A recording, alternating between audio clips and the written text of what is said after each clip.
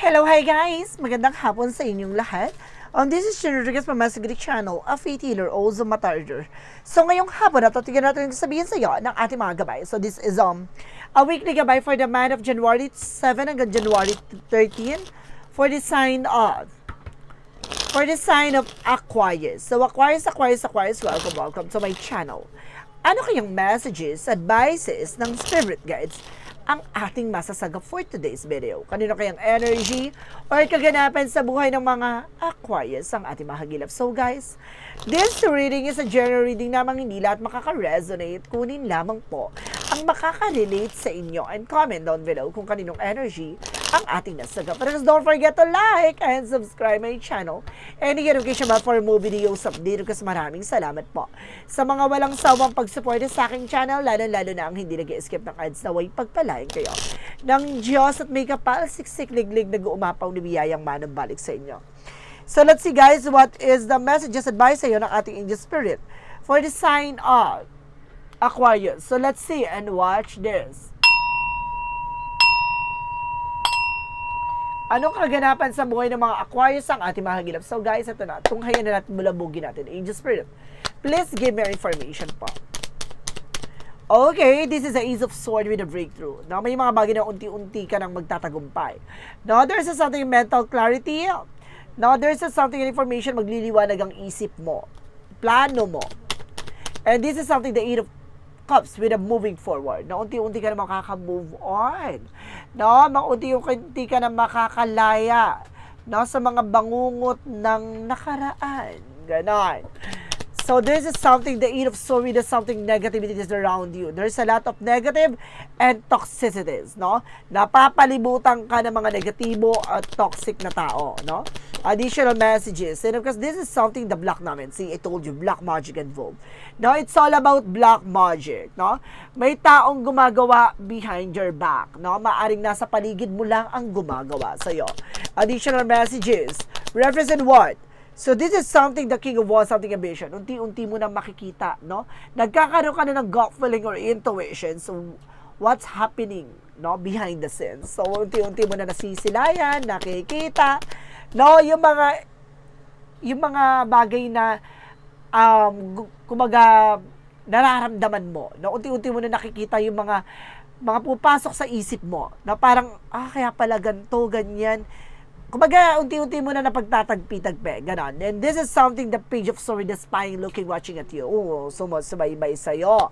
No, sinusubaybayan ka. Nakatingin sila sa'yo. What is the Ace of Swords? Represent what? Within the Knight of Wands, there's something slowly but surely, no? Kumbaga, kailangan maging mahinahon ka. No? Huwag kang padalos-dalos sa mga desisyon or gagawin mo action. Bibigyan linaw ang iyong pag-iisip para malaman mo kung ano man yung mga bagay na kailangan mong gawin, no? What is the Eight of Cups? Represent what? So this is the Ten of Pentacles for long term, no? Makaka-move on ka na, magkakaroon ka ng financial security, financial windfall, magkakaroon ka ng pangmatagalan na eksena. Some of you guys, makaka-move on ka na sa lahat ng mga pinagdaan yung pagdating sa finances. What is the Eight of Swords? Represent what? So this is something the Seven of Swords. See, I told you, cheating, lying on you. Diba? Napapalibutan ka ng mga manloloko, sinungaling, no? Ganon. Mga nagbabackstab sa'yo. What is the black namin? Represent what?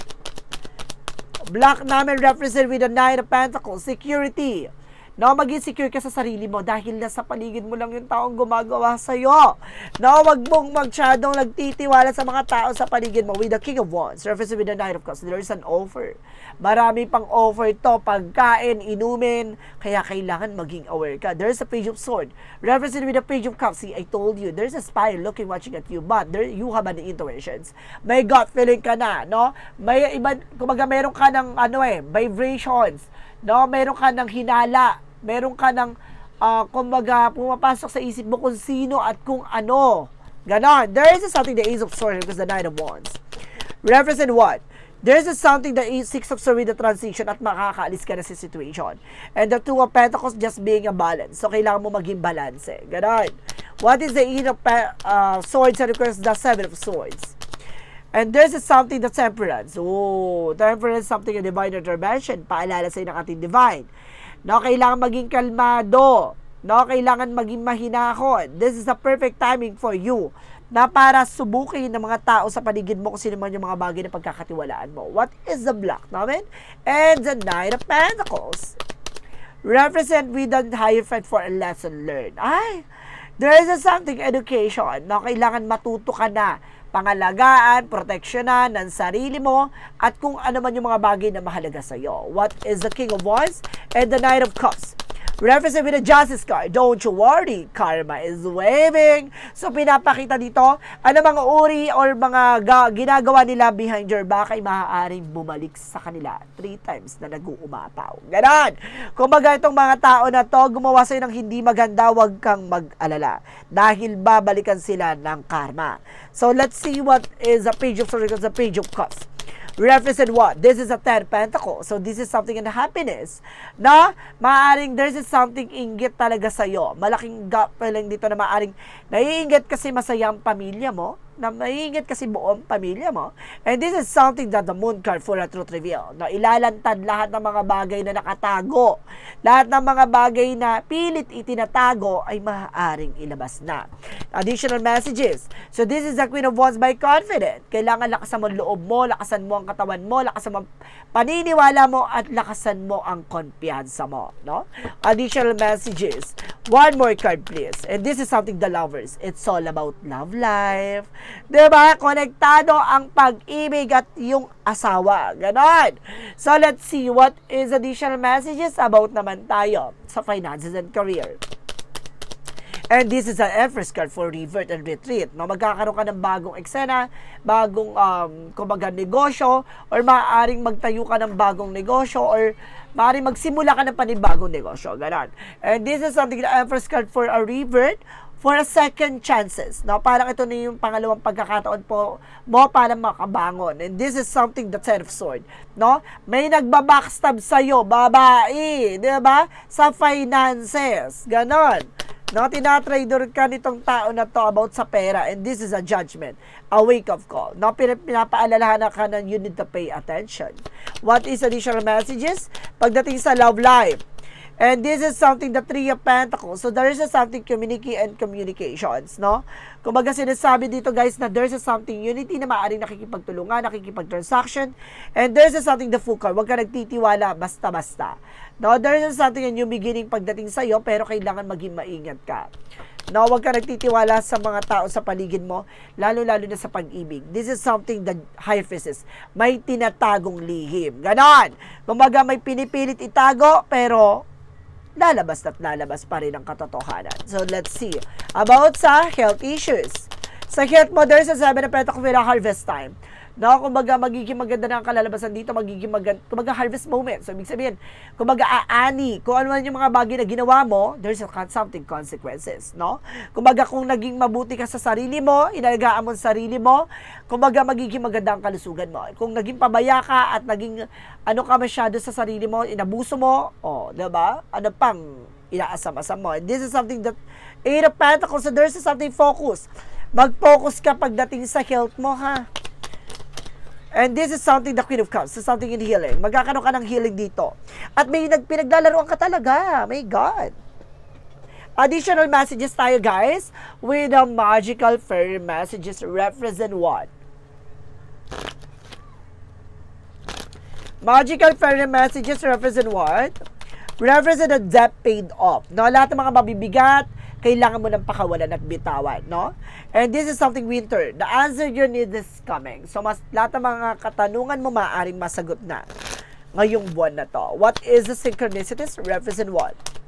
Represent without speaking truth. See, sabi ko na nga ba, ilalabas na talagang katotohanan mismo manggagaling sa bibig nila. Ganon.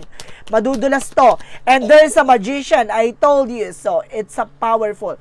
It's a God purpose, no? Lahat ng mga bagay na magyayari na to ay instrumento ng ating Panginoon para linisin, litisin yung mga taong nagkakasala sa iyo. Additional messages. One more card, please. And because this is something a rest. So, kailangan mo ng pahinga, no? There's something more rest. Kailangan mo ng pahinga, alagaan yung sarili mo. Now, let's see what is the yin and yang oracle card. Represent what? And this is something memories. No, maraming mga tatatak sa isip mo, yung mga nangyari from the past. And there's a dream, I told you. So, no, maraming tumatakbo sa isip mo, sa panaginip mo. And there's a higher self with a higher activation. Kumbaga, unti-unti na nag-activate mo sa spirituality mo, maliliwanagan at nalalaman mo na. Kaya there's something coldness. Kailangan mong kumawala at dumistansya sa mga taong alam mo na may something sa inyo. What is the Romance Angels represent what?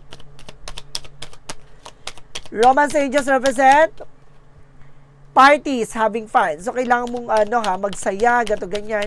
Libangin yung sarili mo. And there's a player. Meron talagang pinaglalaroan ka with the player. There's a player and there's a him. And this is the divine masculine. Meron dito about din sa lalaki. And there's a crossroad, no? Kumbaga, there's a direction. So, kumbaga, lahat ng mga bagay na mangyayari, it's a perfect timing. And of course, this is something divine timing. Talagang magkukross talaga yung landasin, no? Or something, lahat ng mga bagay, there's a right directions talaga. So, let's see what is additional messages with angels answer represent what? Okay, let's see. With an angel's answer, represent what? It's up to you. Nasa sayo yan, ha? Nasa sayo daw yan kung maniniwala ka. And there's a you're ready. Kailangan mo maghanda. It's up to you and you're ready. And of course, ask for help from others. So, kailangan mo ng tulong ng ibang tao. No, hindi mo kailangan itago yan sa sarili mo. Kailangan mo pa rin ng tulong ng ibang tao. For the chakra messages. And there's a perception, baguhin mo na yung mindset mo, perspective mo, and there's a growth. Magkakaroon ka ng growth and expansion. And there's a guest, may mga bisita at bumibisita talaga sa'yo.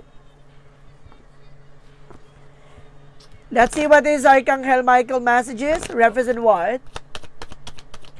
And there's a detach from this situation. Kailangan mo na makaalis sa situation. And your home is protected by angels. Na yung tahanan mo, protektado naman daw ng ating mga gabay. What is additional messages with an angel spirit? There's a justice will be served. May justisya talaga, I told you may karma. There's a book.